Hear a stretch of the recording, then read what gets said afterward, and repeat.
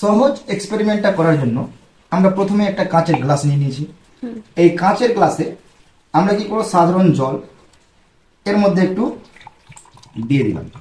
সাধারণ জল, এটা একটা তরল, আমি আগেই বলেছি প্লবতা বল তরল বা গ্যাসীয় পদার্থের মধ্যে নিমজ্জিত করতে হবে। আর এইখানে একটা বস্তু হিসাবে আমি একটা ডিমকে নিয়ে নিয়েছি, এগ।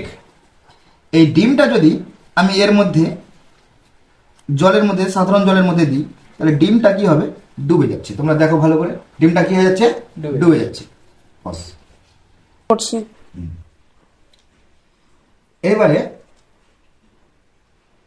ওই জলটার ঘনত্বটা আমরা যদি বাড়িয়ে দিই, ঘনত্ব বাড়াবো কি করে,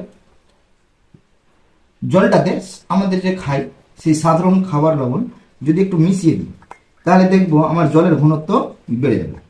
লবণ দিয়ে একটু জলটাতে গুলিয়ে দিলাম, এতে কি হলো, জলের ঘনত্ব বেড়ে যাবে।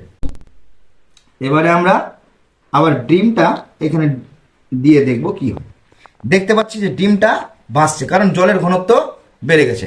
অর্থাৎ তরলের ঘনত্ব বাড়লে কি হয়, প্লবতা বল বেশি প্রয়োগ হয়, যার জন্য বস্তু ভাসে। আর যদি ঘনত্ব কম থাকে তো প্লবতা বল কম প্রয়োগ হয়, সেই জন্য বস্তুটি ডুবে যায়।